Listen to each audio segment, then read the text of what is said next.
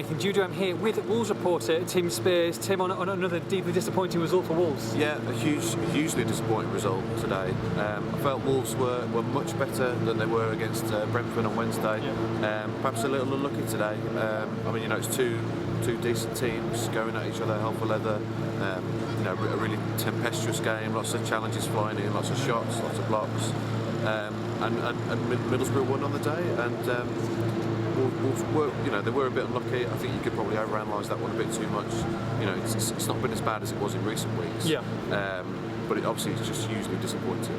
Yeah, absolutely, and they did so much better than Brentford, like you say, and they did come out of the traps very quickly, and a gorgeous goal by Dave Edwards. Yeah, really nice move.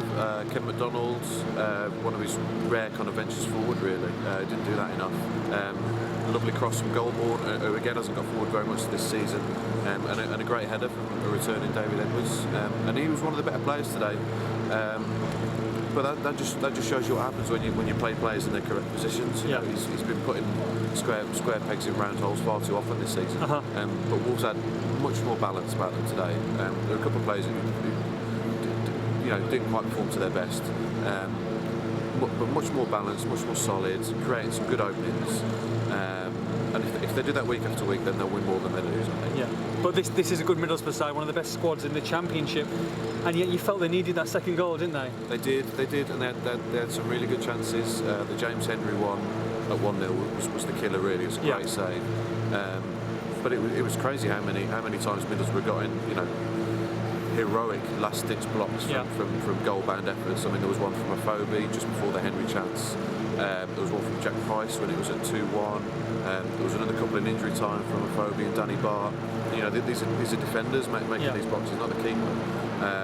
So, full credit to Middlesbrough at the end of the day. They're a very good team, one of the best Wolves will play. It's just unfortunate for Wolves that they've had to play them today on the back of this losing run, which is getting longer. Yeah, but like you say, a great advert for the Championship.